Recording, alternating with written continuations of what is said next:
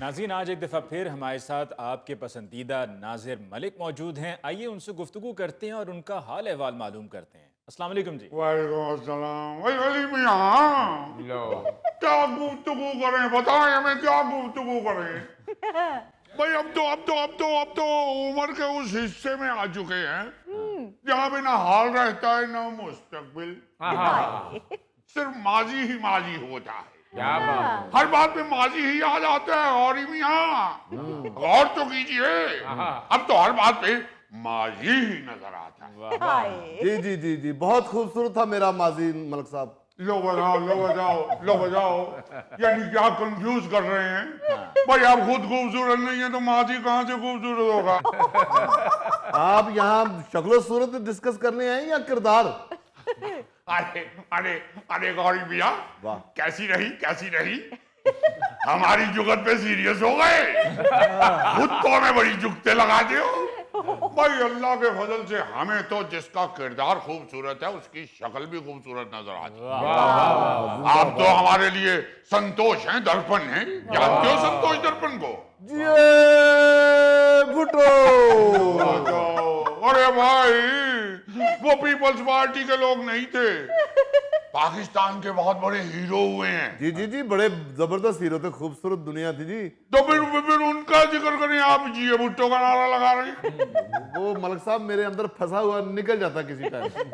वैसे तो संतोष साहब, दर्पण साहब को कौन नहीं जाता, इतनी खूबसूरत दुनिया, इतने खूबसूरत हीरो थे।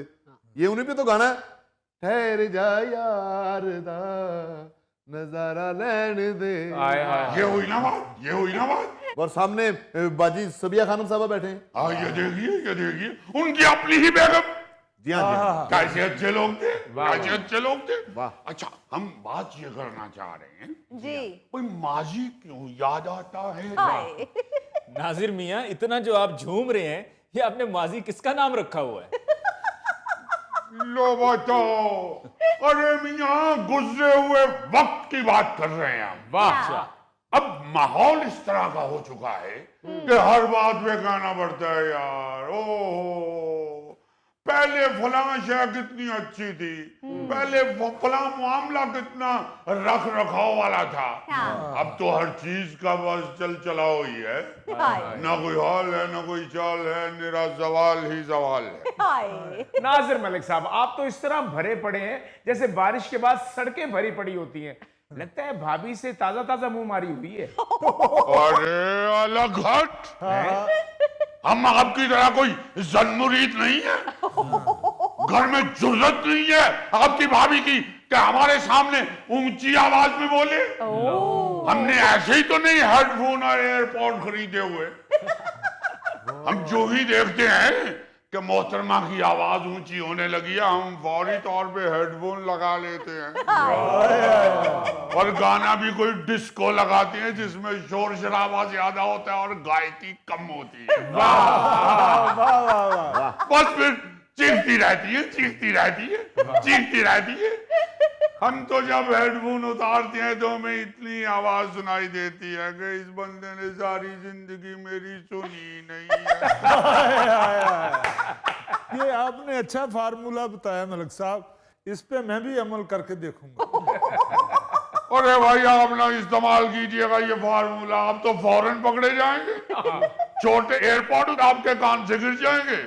अगर आपने बड़े खरीद लिए तो दूर से नजर आ जाएंगे।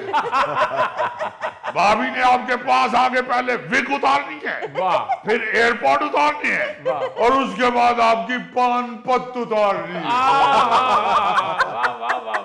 नाज़िर मियाँ, आजकल तो हर किसी का यही वतीरा है कि अपनी बात सुनाता है लेकिन दूसरी किसी की सुनने को तैयार नहीं होता। अच्छी कही। हम इनकार नहीं करते, मगर ये याद रखिए, अमली जिंदगी में तो ये होता है। लेकिन मेरा आज इधर आने का मकसद इसी मौजू पे है। अच्छा। तो भाई दूसरे की भी तो सुनो। एक तरफा आपने गुफ्तगू तो सुन ली और उसी पे तबसरे शुरू कर दिए, उसी पे मारधार शुरू कर दी, उसी पे ले दे शुरू हो गई। भाई दूसरे की भी तो बात सुनो ना। अब तो माफ कीजिएगा, सोशल मीडिया जो है वो इस तेजी के साथ शक्लें बदल रहा होता है कि गिरगट बेचारा भी हैरानगी से देख रहा होता है। और इन्हीं बदलती शक्लों में एक शक्ल पॉडकास्ट है, वाह, जिसमें आजकल एक नया ट्रेंड चल रहा है। बिल्कुल। दरमियान में बेस, ऊपर दो माइक, दोनों जानिब दो बंदे बैठे हुए हैं हाँ। और गुफ्तगू हो रही है। जी, अब जिसका इंटरव्यू हो रहा है या जिसके साथ मेजबान गुफ्तगू कर रहा है, वो जो उसके मुंह में आता है फेंकता जाता है, फेंकता जाता है, फेंकता जाता है। हाय। जिस तरह अमीर आदमी अपने बच्चे की शादी पे पैसे नहीं फेंकता, और लोग भी उसी तरह उन बातों को इकट्ठा कर रहे होते हैं जैसे मोहल्ले के बच्चे वो लुटाए हुए पैसों को नालियों में से इकट्ठा कर रहे हो। और ऊपर से माफ कीजिएगा, आप भी मेजबान, यार इनसे कहें माफ कर दें, इनसे कहें पहले, जब कोई गलती नहीं की तो माफ नहीं क्या नहीं करना? पहले माफ कर दें फिर बात करेंगे। ओहो, माफ कर दें, कर दे माफ।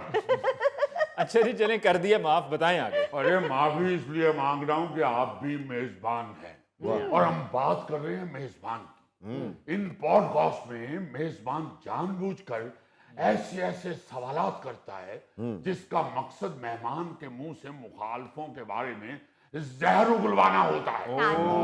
और मेहमान भी इस तरह बाजू लहरा लहरा के, आस्तीने चढ़ा चढ़ा के और पंजे झाड़ झाड़ के अपने मुखालफिन के लत्ते लेने लगता है हाय हाय। कि जवाब देने के लिए कोई मौजूद ही नहीं है। हाय। भाई या तो फिर उस बंदे को भी सामने बिठाए ना जिसके बारे में आप मुंह से आग उगल रहे हैं, ताकि वो भी उधर पानी वाला पाइप लेकर बैठे और उस आग को बुझाता रहे। वाह वाह वाह, भाई जो दिल चाहे आप इल्जाम लगा दो, जो दिल चाहे बोलते चले जाओ। अब मेजबान का तो ये मैं माफी चाहता हूँ, आप भी मेजबान हैं, मगर बात तो हम करेंगे। भाई मेजबान का तो ये बनता है ना कि वो तहकीक करने के बाद पॉडकास्ट करे हाँ जी। और मेहमान के जवाब में कुछ इख्तलाफ करे, मगर मेजबान तो उधर भीगी बिल्ली बन के बैठा होता है, हाय। बल्कि इतनी सियानी बिल्ली कि अपनी दूध वाली प्याली भी उसके सामने कर देती कि लो भाई करो जरा और पड़च पड़च पड़च। कहना हम ये चाहते हैं भाई, जब उसके बाद पॉडकास्ट ऑन एयर होता है हाँ। तो एक नई बहस, एक नई जंग शुरू हो जाती है। हाँ जी। बिल्कुल। पॉडकास्ट करने वाला तो चाहता है कि आपके मुंह से ऐसा जुमला निकले हाँ। कि मेरा मुंह ना खुलवाएं भाई, हाय। मेरा मुंह ना खुलवाएं। हम तो ऐसा जुमला कहने के लिए सोच भी नहीं सकते। हाय। पर कुछ तो खुदा का खौफ खाएं। आप एक दूसरे के किस तरह गिरेबान को आ रहे हैं, खुदा के लिए ये ना करें। हर फील्ड में ऐसा हो रहा है। हाँ जी। ये नहीं कि सिर्फ सियासतदान ही एक दूसरे के लत्ते ले रहे हैं। भाई आपके शोबिस में भी बड़ी दुख की बात है हाय कि अच्छे वाले आर्टिस्ट जो खुद कहते हैं कि हम बड़े हिसास होते हैं, हाँ। ये कौन सा एहसास है जब आप एक दूसरे के ऊपर कीचड़ उछाल रहे होते हैं। हाय। यही नहीं सोचते कि भाई उसके बच्चे भी देख रहे होंगे, बिल्कुल। उसकी फैमिली के लोग भी देख रहे होंगे। आप जिस तरह का कीचड़ उसके शख्सियत में उछाल रहे हैं, उसके बाद उसके घर वाले उसे किस नजर से देखेंगे।